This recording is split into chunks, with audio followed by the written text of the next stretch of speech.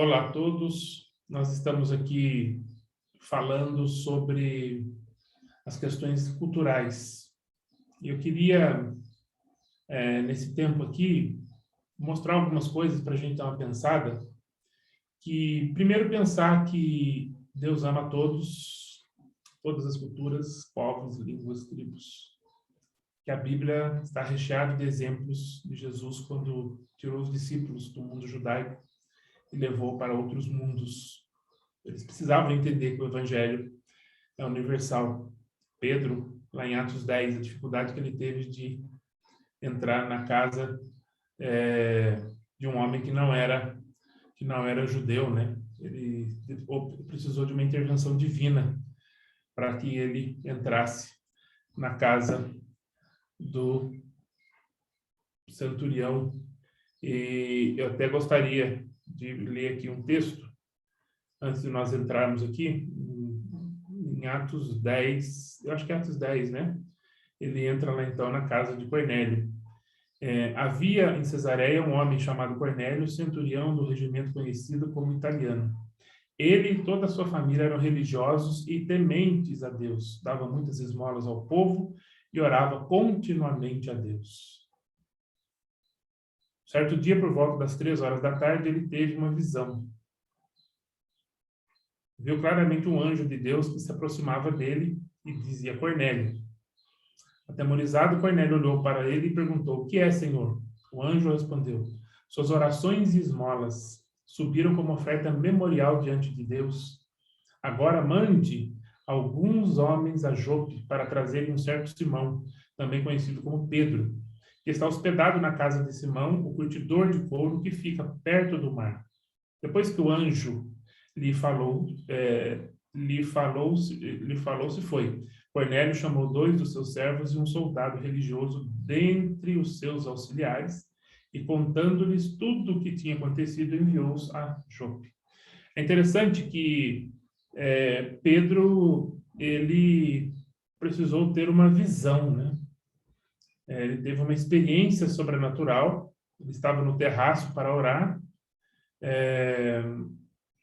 Ele viu o céu aberto e algo semelhante a um grande lençol que descia à terra, preso pelas 4 pontas, e aí eram animais impuros, né? Que Deus mostra para Pedro que, uma vez que Deus purificou, por que você está chamando de impuro, né? E aí foi isso que levou Pedro a ir para a casa de Cornélio, né? E aí Pedro viu que, poxa, Deus faz também muitas coisas no meio daqueles que não são do meu grupo étnico, do meu clã, né? Então, nosso Deus é um Deus de clãs diferentes. O que eu queria só, ele ama todos os clãs, né? Eu queria compartilhar com você aqui um pouquinho da... eu chamei de Nós Somos de Marte e eles de Júpiter. Novamente, falando aqui. Primeiro, rótulo. Leva-se 7 segundos para rotular alguém. Quando eu não conheço aquela cultura, aquelas pessoas, eu logo já quero rotular. Pelo que eu estou vendo, pela impressão. É um preconceito. Quando nós rotulamos, para desrotular, às vezes nós nem conseguimos. Isso trava o processo de comunicar as verdades do Evangelho. Não existe cultura melhor ou pior. Não existe ranking de culturas. A diferença é que eu ensino uma cultura e as coisas que eu faço na minha cultura é mais fácil, parece que é melhor. E nós temos que estar abertos a compreender a cultura do outro. Nós precisamos ter a mente intercultural. E quando nós estamos... um exemplo que eu gosto de trabalhar muito é a diáspora. A própria migração também. Forçada ou não, as pessoas estão se deslocando de todos os lugares para todos os lugares. Então, falar desse assunto é importante. É importante porque nós observamos que as igrejas na Europa, as igrejas nos Estados Unidos, por exemplo, nós chamamos de norte global, nós falamos já anteriormente que o centro do cristianismo, o centro de gravidade do cristianismo, de 1900 para frente, deixou de ser o norte e passou a ser o sul. O sul global, África, Ásia, América e Ilhas do Pacífico. Significa que a maior parte dos cristãos do mundo hoje são africanos, asiáticos, latinos e alguns das Ilhas do Pacífico. E são esses que estão se deslocando para o norte global também. Estão indo para a Europa, Estados Unidos. Então, as igrejas latinas, brasileiras, as igrejas estão sendo plantadas. Então, tanto por parte de quem é do sul global, precisa entender quem é do norte, e quem é do norte precisa entender quem é do sul. Então, esse vídeo, a gente vai comparar, a gente vai fazer uma comparação de que é importante nós entendermos que nós precisamos ter uma mente intercultural. Então, eu vou chamar aqui de azul. Azul vai ser o Ocidente. A tendência é ser do norte global. E em vermelho, quem é do sul global. Então, a gente chama de mais Oriente. Okay? Nós podíamos aqui colocar 2 países extremos, se quiséssemos. Por exemplo, em azul, Estados Unidos, e em vermelho, um país da África, ou ou um grupo da Ásia, né? Eu geralmente usava muito esse material quando eu mostrava que nós somos diferentes dos chineses. Então, os chineses estão aqui em vermelho e os ocidentais estão em azul. Então, só para vocês entenderem, então, azul é uma característica mais do norte global e em vermelho é mais uma característica do sul global, ok? Mesmo se eu faço comparação falando da China, a China está na Ásia, Ásia, sul global. Estados Unidos, por que eu uso muito Estados Unidos? Porque as pessoas, Estados Unidos quando nas questões culturais, somente na questão relacional, os Estados Unidos é considerado um dos países que as pessoas são mais individualistas do mundo. Então, o norte da Europa também, as pessoas são bem individualistas, não são tão relacionais. Isso não é defeito, não é crítica, é característica cultural, né? Então, vamos colocar aí Estados Unidos e China. Estados Unidos representando o norte global e China representando o sul global, ok? Então, olha só. Primeiro, você pegar... na hora de comunicar, geralmente o americano, ele comunica de uma forma mais direta. Primeiro, ele é individual, ele não é tão relacional, tempo para ele é dinheiro, a mente dele é mais sistemática e automaticamente ele vai fazer de A para B. Né? Se na parábola do samaritano, do bom samaritano, o doutor da lei pergunta para Jesus, quem é o meu próximo? Então, se o doutor da lei fosse americano, ou se fosse do norte da Europa, se fosse mais europeu, ele queria uma resposta mais rápida. Ele queria de Jesus uma resposta sistemática. Ele esperava de Jesus uma resposta mais curta. Não foi o que Jesus fez. Jesus contou uma história. Jesus contou uma parábola. A Bíblia está repleta de parábolas, de histórias. Né? Lembrem, quando Davi ele peca, Natan visita Davi, e para confrontar o pecado de Davi, ele conta uma história. Tanto que nessa história Davi chegou, não é lógico isso, tal, esse cara tem que ser castigado. Aí Natan fala, então, esse cara é você. Essa história que eu contei é da sua vida. Sua vida está errada. Então, contar histórias para quem é do sul faz muito sentido. Repara só que para sair de A para B é uma linha reta, sistemática, não perde tempo. É direto. Task-oriented, orientado por tarefas. Aqui é people-oriented, vermelho, orientado por pessoas. Gastar tempo junto. Vai comprar uma bicicleta usada, senta na casa da pessoa, toma café, almoça, come bolo, tal. Às vezes à noite sai de casa. E aí não deu nem tempo de falar da bicicleta, marca outro dia para conversar. Então, essas características aqui de vermelho, de você gastar tempo, de você não ir direto ao assunto. Eu vou dar 2 exemplos para vocês. Eu sou do interior de São Paulo. A minha cultura ela é mais vermelha do que azul. Na verdade, eu estou próximo, estou a 110 quilômetros de São Paulo, então eu digo que nós temos uma mistura de azul com esse vermelho. Mas eu falo para vocês que tende muito ao vermelho, mais vermelho do que azul. Quando eu vou ligar para alguém em São Paulo, eu vou ligar, vamos supor que seja para apresentar um projeto e, ao mesmo tempo, levantar recursos financeiros para esse projeto. Um projeto de água, de cavar um poço no Piauí. Eu vou apresentar esse projeto para alguém de São Paulo e para alguém do interior de São Paulo, para alguém do norte de Portugal, para alguém do Alentejo. Vocês estão entendendo a diferença? Então, no norte de Portugal, o povo é mais azul. No Alentejo, o povo é bem vermelho. Isso num país do tamanho de Pernambuco, né? Isso acontece com a França, isso acontece com a Inglaterra, isso acontece, né? Você sempre tem também as questões rurais, né? Então, você tem uns níveis diferentes aí. Porém, se eu vou ligar para alguém para falar desse projeto, eu vou marcar uma data para ir lá para visitar. Então, se eu estou ligando em São Paulo, eu vou ligar para o pastor e falar: ô, pastor, tudo bem? Tá tudo certo? Tudo bem. Então, eu estou com um projeto aqui, projeto de água, eu estou encaminhando para o senhor, e queria marcar que o senhor lesse e desse um feedback para mim, para a gente sentar e conversar se tem possibilidade da gente fazer alguma coisa junto aí. Tal. Não pode dar mais que 1 minuto.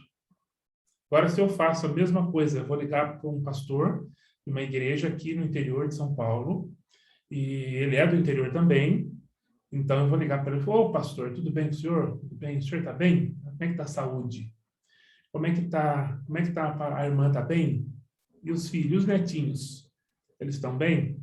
E o tempo, né? Esse tempo chuvoso, está meio friozinho hoje, né? E assim nós gastamos um bom tempo.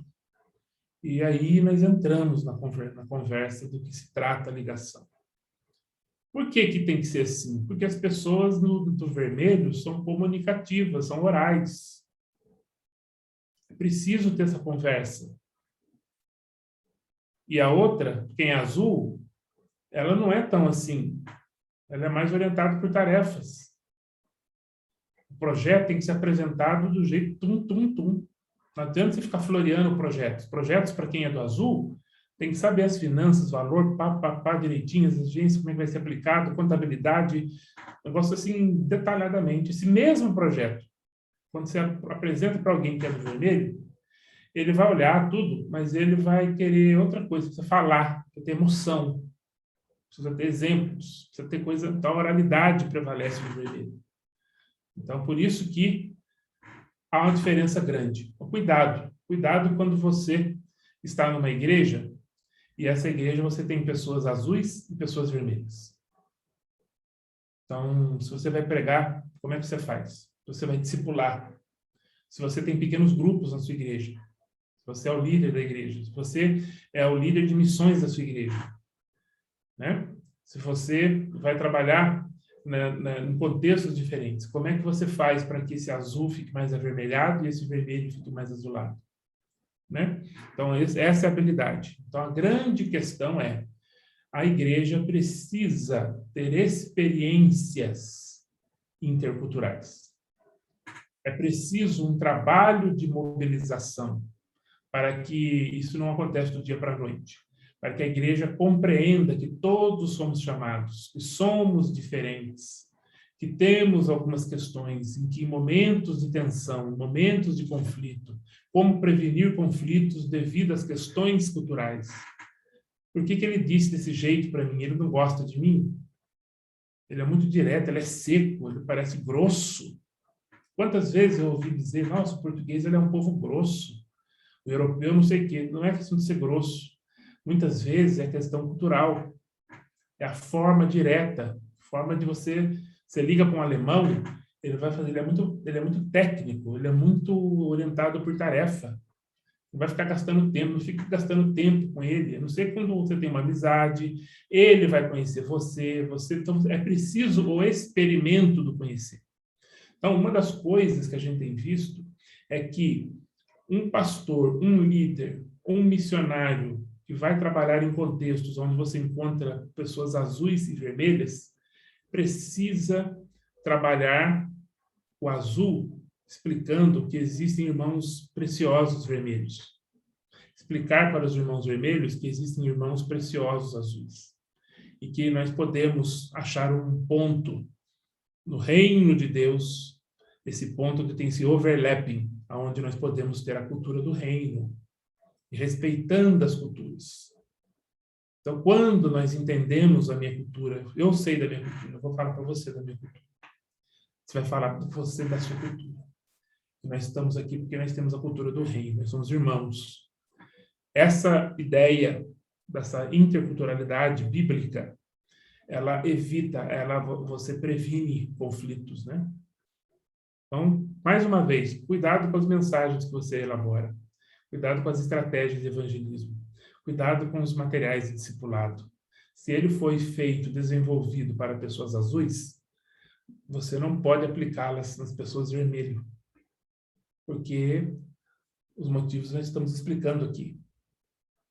Ok? Então, cuidado com as formas de ensinar. Cuidado com a forma de preparar o seu PowerPoint. Cuidado com a forma de você, né, da expressão corporal nas culturas orientais, nas culturas em vermelho, você diz uma coisa, a pessoa entende todo o sentido. Né? Ele brinca que um risco é Francisco. Né?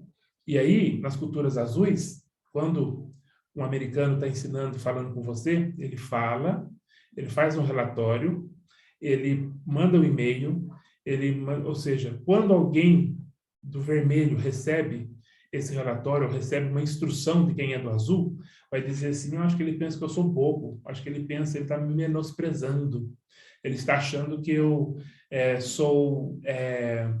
ele pensa que eu sou doente, eu não entendi o que ele falou, só porque ele é de lá de cima, só porque ele é assim, assim. Olha os rótulos, olha os problemas. Uma vez que eu sei que os americanos... Eu morei 4 anos nos Estados Unidos, e eu sou do Sul Global. E eu estava em sala de aula dentro de uma faculdade com professores do Norte Global. Então, quando eu fui percebendo isso, eu fui entendendo que eles são assim. A forma de agenda, de tempo, né? Por exemplo, nós, questão de tempo, a gente vai falar aqui na frente. Por exemplo, o conceito de barulho, o conceito de privacidade também muda. Quem é do norte, quem é azul, e muda para uma região que é bem vermelho. Por exemplo, aqui no interior, na minha cidade, é muito comum a pessoa passar na rua e gritar: olha a batata, olha o ovo, e tal, bate palma forte para pedir dinheiro, ou para vender um saquinho de lixo, ou até mesmo o correio. O correio, quando chega aqui, ele chega, bate palma bem forte e grita: correio, correio. Em outras culturas, isso é invasão de privacidade. Bater a porta com força é invasão de privacidade. Ir à casa de alguém sem avisar é invasão de privacidade. Conversar com as pessoas, nariz com nariz, invade a privacidade. Perguntar coisas, né? Como, por exemplo, quanto você ganha? Qual é o seu salário?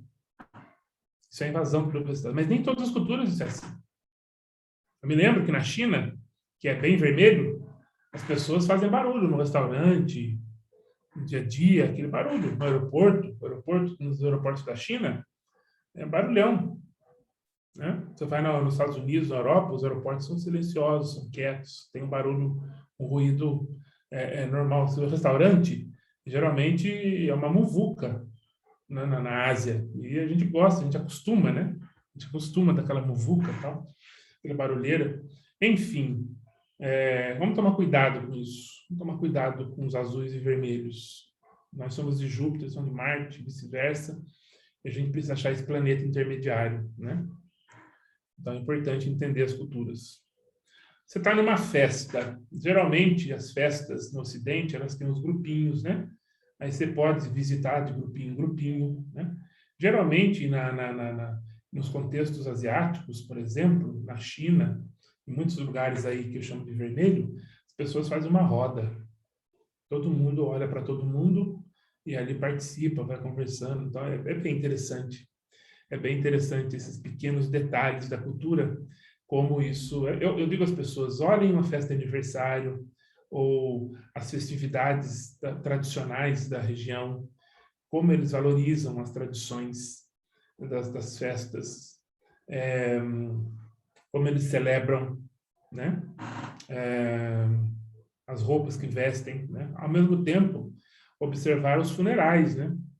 Como que é o funeral? O que a gente faz? Tem uma roupa específica? Leva-se comida? Não leva nada? Fala-se alguma coisa? Ou silêncio e apenas um olhar diferente já diz? Toca na pessoa ou não toca?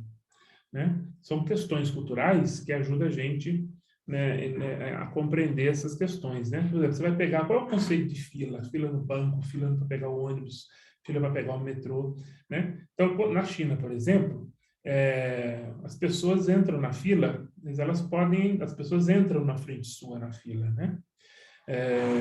Em alguns lugares também, as pessoas vão todo mundo ao mesmo tempo, né? Quando o metrô abre na China, entra todo mundo e sai todo mundo. Não tem assim uma filinha do lado para as pessoas saírem primeiro e depois as outras entrarem, né? E em alguns lugares que eu já fui, na África, no Senegal, não sei se continua assim, mas eu me lembro de que eu fui num banco, as pessoas sentavam, não tinha fila. As pessoas sentavam, só que aí chegava e falava, quem é o último? Eu já sei que se eu cheguei e o último é aquele cara, agora eu sou o último. Quando alguém chegar e perguntar, eu levanto a minha mão. Ou seja, eu não preciso ficar em pé. Basta eu observar quem é o meu próximo, o antigo último. Olha que interessante. Tem outros lugares que as pessoas pegam um chinelo e põem uma fila de chinelos, sandálias, sapatos, né? E aí já sabe que cada um tem o seu lugar ali. Quando chegou no meu sapato, eu vou lá. Então, as culturas, nós somos diferentes. Não tem azul. O azul não é melhor que o vermelho. O vermelho não é melhor que o azul. Esse é um problemaço, né? Esse é um problemaço. A igreja, nós temos pessoas que são mais vermelho e outras são mais azuis. Isso está problema sério.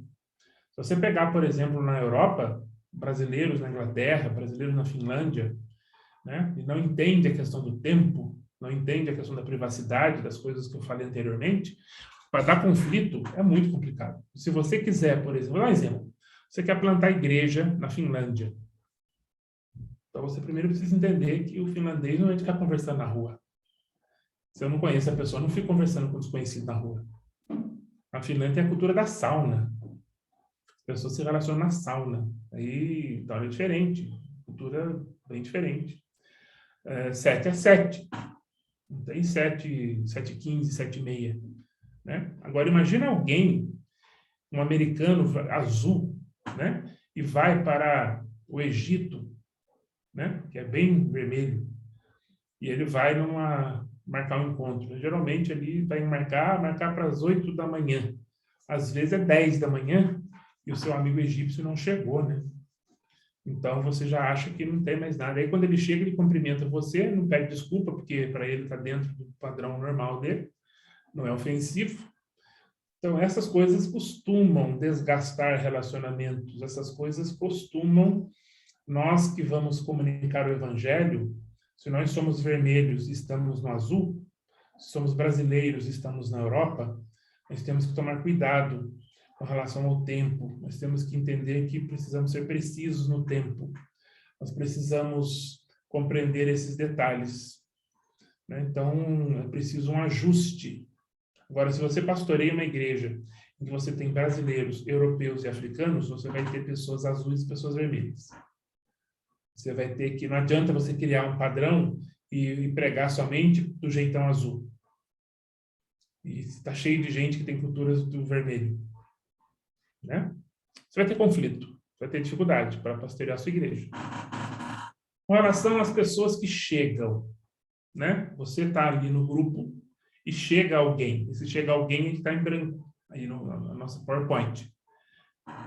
No azul, no mundo do norte global, Estados Unidos, grande parte da Europa, é difícil as pessoas entrarem e fazer parte do grupo. Quando nós estamos no sul global, geralmente é mais fácil. Logo, quando chega alguém, já se abre a oportunidade, já se abre o grupo para essa pessoa se inteirar. Isso é mais característico do sul global do que do norte global. Vou dar um exemplo simples. São Paulo e Rio de Janeiro. O paulistano, quem é do estado de São Paulo, vou pegar duas cidades. Vou pegar a cidade de São Paulo e a cidade do Rio de Janeiro. Quando você vai jogar futebol lá na praia, você vai num local jogar futebol no bairro, você leva o seu tênis, você não conhece as pessoas, então você chega ali numa quadra de São Paulo, dificilmente alguém vai te dar a oportunidade de chamar você para jogar. A não ser que falte alguém, tal. Mas no Rio de Janeiro, você chegou, a pessoa já chega e já chama você para jogar bola. Né? Eu falo que o carioca, ele numa distância de 500 metros, sem conhecer a pessoa, ele já trocou o WhatsApp e já marcou para fazer um churrasco. Agora, se é superficial ou não, é uma outra questão. Mas é que, de uma maneira geral, nós, da cidade grande, vamos falar agora só de cidade grande e interior. A cidade grande, as pessoas das megacidades, elas tendem a ser mais azuis do que vermelho. Né? Agora, quando você pega, por exemplo, as grandes cidades na Europa, você pega, por exemplo, Londres. Londres, você tem o londrino, você tem quem é do Reino Unido, mas você tem a quantidade grande de asiáticos, grande de africanos, grande de latinos. Então, é uma cidade multiétnica. Então, eu preciso ter uma mentalidade multiétnica se eu quero desenvolver uma ação missionária nesses locais. Né? Outra coisa importante, o coletivismo versus o individualismo. A cultura ocidental, o Globo Norte, as pessoas são naturalmente individualistas. São culturas que foram influenciadas pesadamente do iluminismo, aonde penso, logo existo. Eu não preciso da sua opinião. Eu mesmo faço as minhas coisas e se houver alguma coisa errada, eu pago pelas minhas coisas erradas e não vai afetar ninguém. Ao contrário, uma cultura do sul global, a cultura vermelha, o que eu faço afeta todos. É a comunidade. A comunidade decide. Olha como é importante isso. Como é importante você que vai trabalhar, que é do azul, e vai trabalhar em regiões no vermelho, desenvolver projetos comunitários em vilas e regiões. A comunidade decide. O que acontece com na comunidade afeta todos. Se alguém fez alguma coisa errada, o que ela fez afetou todo mundo. Todo mundo foi desonrado. E automaticamente você está envergonhado porque você desonrou. Nas culturas vermelhas, as pessoas são desconectadas quando elas cometem algo errado. Elas desconectam ela. Olha só, pregar o evangelho para uma cultura individualista, para uma cultura azul, uma cultura individual, orientada por tarefas, em que tempo é precioso. Olha a diferença do vermelho, em que tem que gastar tempo, tem que tomar um cafezinho. Você vai na região do sertão do Brasil, você vai no norte da África, você vai ver essa característica vermelha de estar junto, de tocar, de chorar, de conversar, entendeu? De gastar tempo à mesa, de cantar, né? Contar histórias, ouvir as histórias. Muito característico do vermelho. Então, vamos tomar cuidado aí. E aí, olha que interessante. Nas culturas do sul global, é muito interessante que a liderança tem muito dessa questão. Você sabe com quem você está falando? Essa distância de poder é muito maior na cultura vermelho do que na cultura azul. Na cultura azul, na minha cabeça, funciona assim. Eu vou estar no mesmo nível que os meus liderados, para que eles tenham liberdade eles me reconhecem a minha liderança, reconhecem que eu sou o líder, porém, eu estou junto com eles. E aí a produtividade, a efetividade das ações melhoram. Já no vermelho, no sul global, vou dar um exemplo para vocês na China. Na China, por exemplo, é importante quem vai ensinar irmãos chineses, quem vai treinar pastores chineses, lideranças, e outras coisas, é interessante você observar que se você for muito azul, tá muito no nível deles, querer ser amigo de todo mundo, mostrar muito dente, alguém pode chegar para você e falar assim, poxa, você precisa ser mais forte na forma de ensinar, porque senão as pessoas vão ver você como um professor fraco. Então, é interessante como muda a perspectiva de quem é vermelho e de quem é azul, com relação também à liderança. Você não pode ser vermelho, você não pode ser com esse comportamento azul em terra vermelha, né? Então, por isso que é importante. Nós estamos aqui trabalhando os extremos, ok? Então, basicamente é isso que eu queria compartilhar com vocês. A proposta do Hikma, em parceria com missões na Europa, essa é a proposta do Hikma International Ministries. Então, nós queremos muito que você ore pelo Hikma. Se você puder contribuir com o Hikma, nós temos despesas com relação às despesas de internet, com relação ao Zoom, com relação a quando nós vamos fazer treinamentos, o Hikma, né, ele precisa dessas despesas. Por enquanto, as despesas não estão altas, porque nós trabalhamos aí, por enquanto, estamos online. O Hikma nasce, as suas ações nascem no meio da pandemia, né? Mas logo, logo também vamos deslocar para a Ásia, para a África, deslocamentos, mas eu sei que... Ore pelo Hikma, ore para que o Hikma realmente seja efetivo na formação, na discussão teológica, missiológica, nessas contribuições, né? Então, eu louvo a Deus pela parceria com missões na Europa.